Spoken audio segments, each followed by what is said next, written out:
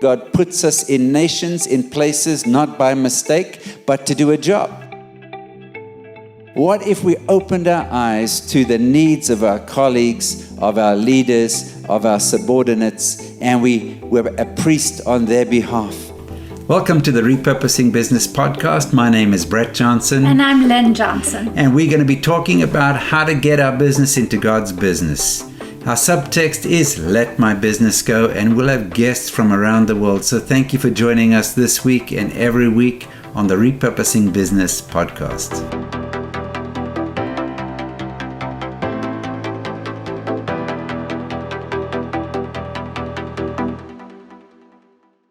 Well, welcome to the Repurposing Business Podcast. My name is Brett Johnson, and I have a special guest today. I'm very, very excited to have Doug Addison with me. And Doug is coming to us from Southern California today. Doug, it's great to have you on the podcast. Yeah, hey, Brett, great to see you again. So Doug and I, actually, this is not the first time we've worked together. And so Doug, when did we meet? Do you remember? I think it was right around, 1991 or so, I believe, quite some time ago. Yeah, got to work together, and you've been a great mentor in my life, you and Lynn. And most people don't know this. You were my first business mentor and really helped me spiritually and helped me do the things I talk about. This is the guy behind the curtain. Fantastic. That's fantastic. Well, Doug, it's a delight to have you here. I remember you should have fired me because back in 1992, we'd met in 91. In 1992, we started working together, and Doug was working for a company 5 days a week. I believe the company was sort of in South San Francisco near the airport. Yep. He was their IT guy, and Doug and I strategized, and I said to Doug, look, I've got this awesome idea. Why don't you go and tell them that you'll cut back 1 day a week so that you can ramp up your own business. And Doug Addison, we were going to call it Add-IS on, Add Information Systems on. Add-on consulting, yeah. Add-on consulting, yeah, which is awesome. And so Doug went, and I said, it's great, Doug, because you can go from 5 days to 4 days to 3 days, like a stair-step approach. and Doug came back the next day and said, Brett, the stair-step was an elevator. They fired me. They found my replacement right away, and but they did hire me back later. Yeah. And they did do the stair step, and but Brett had to bail me out because I had a 2-week notice all of a sudden, but they did bring me back on later on. But I did jump in the elevator for sure. Went in the elevator, but they hired you back, as I recall, for eventually about 2 days a week for the same pay as they'd been paying for 5 days a week. So yeah, absolutely. You could build up your add-on. I went from 100. I think I went from $25 an hour to 125, and that's my story. That was with some of those companies at that time. Yeah. Fantastic. And then you headed off to Ohio, right? And you did a church plant and sold the business and became a comedian and a well-known dream interpreter, tattoo interpreter, and well-known prophet. And many, many, many years ago, about 12 years ago, you started your own podcast and went online. And so Doug is well-known around the world. Well, great. Yeah. Just as well, one of us is famous, Doug. That's awesome. Oh, you go before me always, Brett. So, Doug, one of the things I'm interested in is because people don't always think about the prophetic in business, but I know you do. You're a business person. You're a prophet. You do multiple things. And so I'm interested to know how the prophetic has influenced your own business. You know, how have you brought your own gifts to bear on your own business? Talk to us a bit about that. Yeah, well, as someone with a prophetic gift, and I never really like to call myself a prophet, because I think it's more of a function. Yeah. And I was sitting in, this has happened in England, actually. I was sitting I was speaking at a church, and I was sitting at the lunch table, and I got this word, a word of knowledge, or, word of prophecy, I guess you'd call it. But it wasn't like I stood up and, started, sweating into the do-rag or anything. I just spoke it in natural language to a businessman from South Africa.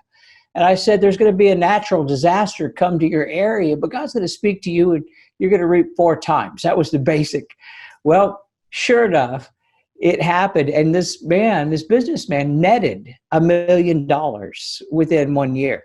Wow. And so that was the start for me. It was back in 2009.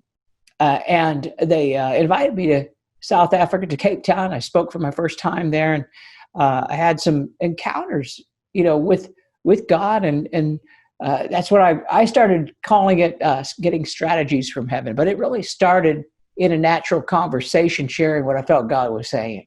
Yeah. Yeah. Fantastic. Yeah. And so for your own business, you have business decisions to make like everybody else. So how do you hear God for your own business? Do you consult others? Do you just spend time alone? You and Linda, what do you do?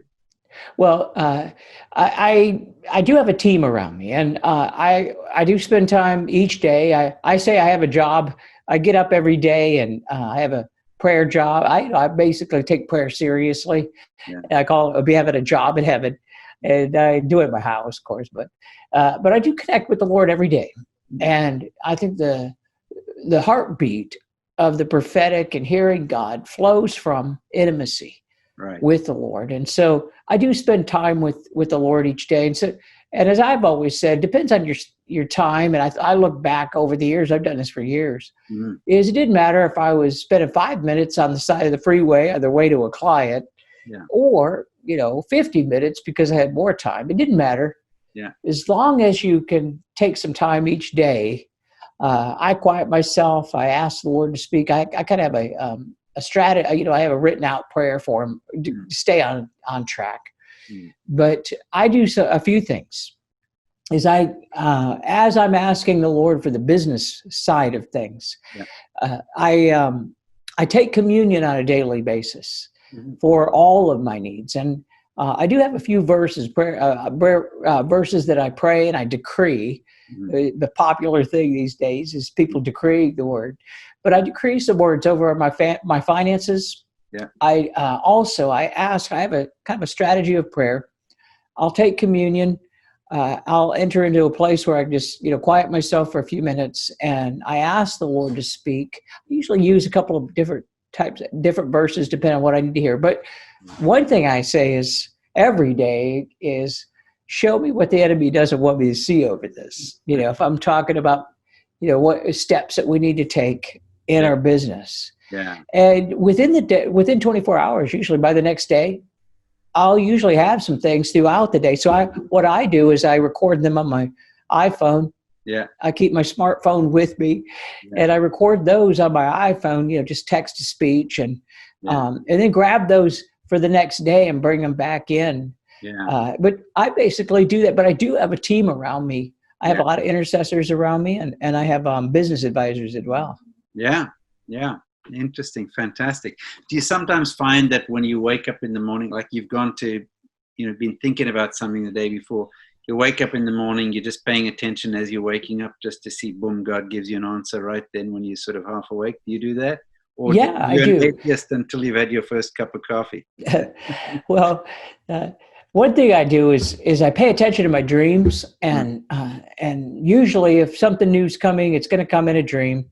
Yeah. So the very first thing I do when I get up is I do dictate into my phone the dreams that I have, because I'll probably forget them. Yeah. And so I'll bullet point the dreams, at least get the bullet points down. I dreamed, just that of it, so I could fill in the blanks later.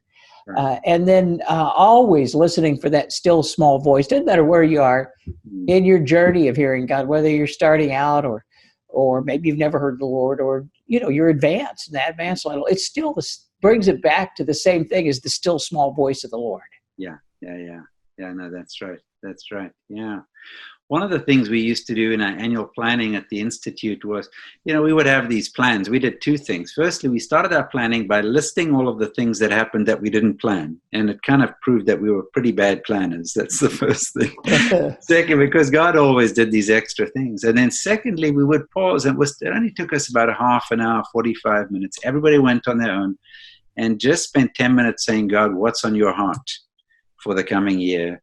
Then we pulled those together, put them in a mind map, and just to kind of get it. And some of those things God spoke about, it took years for them to come to pass. Others we're still waiting. But it was just a good exercise to pause and to say, God, okay, we're doing planning, but what's really on your heart right now? And we built it into our formal planning process. Yeah, that is good. And it's good to, that's like doing a retreat, and it's good to have that as a lifestyle. As you develop, if you taught me to do, is develop that as a lifestyle. You don't have to be on a planning or business retreat or prayer retreat. Just do that every day. Yeah, that's right. Yeah. Now, you prophesy to companies. It's kind of interesting. We've encouraged companies to hire intercessors. And initially I remember these guys in Texas, they were going through our training, and they went to this.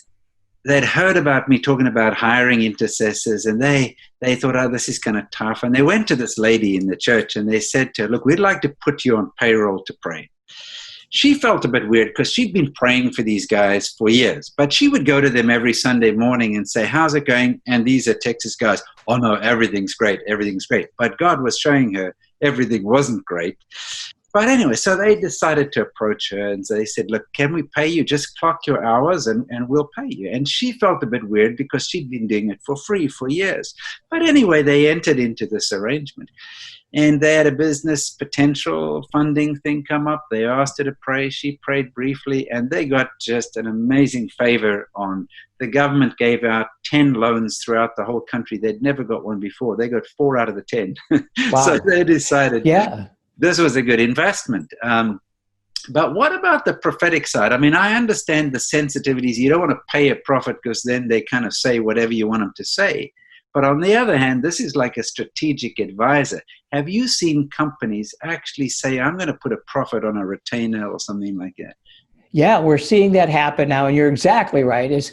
First of all, the church has really kind of gotten upset about prophets ever getting paid, even though if you're a worship leader or a pastor, you're allowed to, you get paid. But anyway, it's been a tough one for the prophetic people.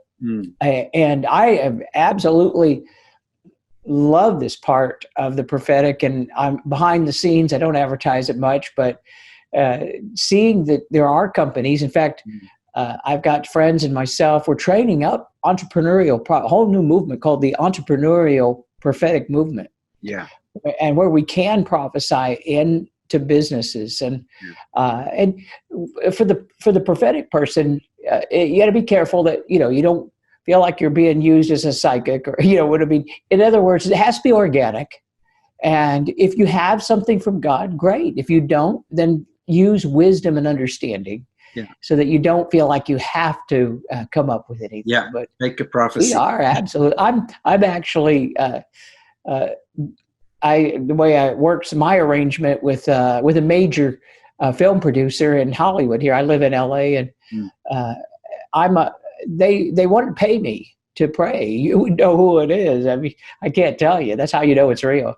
And they want to pay me to pray for them, and I just want to become a partner with my ministry, and we'll do that. And so, wow, things shifted around. In fact, the guy, it was the wife of the producer. They are both producers, but she was the one who made the arrangement. Then, within about 8 months, he gave his life to the Lord, and he went into a major network. I mean, a studio that he'd been part of for years, and told him, I'm now a Christian, and that's unheard of in Hollywood, first of all. But that's just an example that intercession, we pay intercessors. Myself, been doing it for about 15 years now. Yeah. I have different levels of, I have an armor bearer who she charges more because she takes the brunt of things. But we've always paid intercessors ourselves. But then I'm actually paid to be an advisor, and they one thing that's similar. I guess it would be if I don't have anything at all, that's fine. Mm-hmm. But when they're in the middle of something and they're trying to get the breakthrough, they let me know. Yeah, and I take it to the Lord, and we see things happen.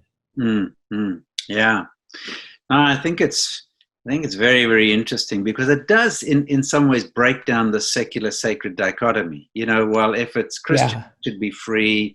Jesus gave these people as gifts to the church, so we shouldn't have to pay them, all this kind of nonsense. And then also bringing the full gifts of the Spirit into a workplace. We had a situation in another country recently where we had 4 people from a publicly listed company go for a prophetic session. We had companies being prayed for, and we didn't tell them the name of the company or anything. And they spoke really, really good stuff into the lives of these 4 people for the company, not for them. And those things have come to pass in a publicly listed company, and wow. Yeah, which is wonderful to see. About Jesus, it does say he had a money bag, because Judas was in charge of the money bag. So he really did have a business, and he positioned himself in ways. And I always like looking at Luke 5 was my favorite, where Peter, James, and John the fishermen come along. Yeah. And then they get this boatload of fish. They got to sell those fish. So there was a financial transaction. Yeah. With the first disciples, even as they were laying down one thing and going to another. Yeah. It's kind of interesting. You mentioned the fish also when they had to pay the temple tax. What I've kind of wondered about is, okay, so Jesus said, "Go fish, and you're going to find a coin in the fish." Now, they were net fishermen. They weren't line fishermen. So probably they put a whole bunch anyway. They could have sold the extra. And I can't, if they did the business without the prophetic, because that was really a prophetic word from Jesus, if they did the business without that, they could have just caught fish. But now you get one that's got a gold coin in its mouth, and it kind of takes things up a notch, takes things up to another level. And which for me validates, or for the business people I see, it validates God's interested in my business, because he's speaking into my business and doing something that is just at another level. Yeah, and it's also I've studied that one, and it's biblical proof that the money could leave someone's hand and go into another. Either God made that coin appear supernaturally, or probably someone dropped it, into the lake, and it went into a fish's mouth. So it is a biblical reference or proof that God can take the finances from one person who might not be using it, or might have mishandled it and fell over the boat, and put it into the hands of others. Yeah. So you're not saying fish are better stewards than fishermen. Oh, that's fantastic. Yeah. So, Doug, if you were advising somebody's out there, they're listening to this, they're thinking, I've got a business, but man, I wouldn't know a prophet if they walked in the door with a sign around their neck, or I wouldn't even know how to find somebody, and so on. I had somebody just contact me the other day saying, so there's a lot of people out there saying a lot of stuff, and who do you listen to, and who are you taking into account? And so what advice would you give? Well, it's exactly right. You do need to use wisdom with everything, and especially when you're dealing with the prophetic, because a lot of the prophetic people, and it may have lacked character as me. I had to work up a character. And it wasn't until I developed my character that I could actually operate in this more like an office, like I do. But there's a lot of people who are operating all over the map, but that don't throw the baby out with the bathwater is what I would say. And pursue out there. There's if you actually do an internet search on prophetic entrepreneurial movement, I think there might be a couple of guys that I just recently started in the last year working with, where they're not like a prophet for hire, but they are training up people to be entrepreneurial prophets. And so the training group that I know of, that I'm really close with, they're out of Vacaville, California, and Keith Ferrante he has his ministry is he raises up prophets for entrepreneurial purposes. And they have a whole training system there that they're doing. I trust those guys. And there's others like Bethel Redding. They have a group actually of, they have a business school. And so they're raising up prophetic people who can prophesy into business. And I'm just starting myself. I got back into the prophetic consultations. I had laid them down for a few years, but I just started doing them again, just to get back. I just like staying in touch with people, and the thing is to ask God to open the door for you. And I think, first of all, I think as a business, Christian business owners, we need to really pray that this comes into maturity. Yeah. We're seeing the schools of the prophets start to rise up Yeah. right now, and we're seeing just a few. I know there's a couple coming out of Kansas City again. It used to be a big school of the prophetic that was business oriented. I think that guy moved up to Reading. That's why there's a few places here and there. Yeah. But again, don't throw the baby out with the bathwater just because you got a bad, if you got a bad experience with it. Yeah. One of the things that we've been encouraging people to do is to recognize the apostles, the prophets, the translocal teachers in the marketplace. So find the guys who are actually running a business that operate in the prophetic and extend the networks beyond just your immediate advisors and so on, and then specifically invite them into the business. And you can always test what they say. You can always weigh what they say, but there's more of a risk of not having prophetic input in a kingdom business than there is of just kind of trying to do a good Christian business. Absolutely. I love that. Yep. So, Doug, it's been a delight to meet with you again, to chat with you again. There's plenty of other topics I want to talk about, so we should probably schedule another one of these. Yeah, we could do that. I would love to. Yeah. Great to reconnect with you, and just want to pray for the people, just to all those who are just out there and just really maybe need to get this turnaround. And I don't necessarily hire out to give $1 million strategies, but if the Lord speaks, you want to be able to hear that and be able to get into God's timing and His season as well. So I just really appreciate all you do, Brett.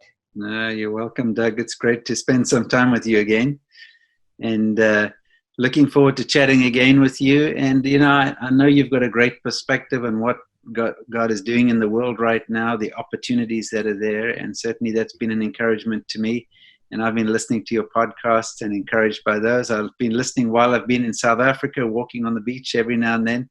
And so that's fantastic just to see your face and to have you on this past podcast. Thank you. Doug, same here. Okay. All right. We'll be in touch. God bless you. So this is Brett Johnson with my good friend, Doug Addison. You can find more of these podcasts at brettjohnson.biz, B-I-Z, and we look forward to having with you on a future episode. Bye for now.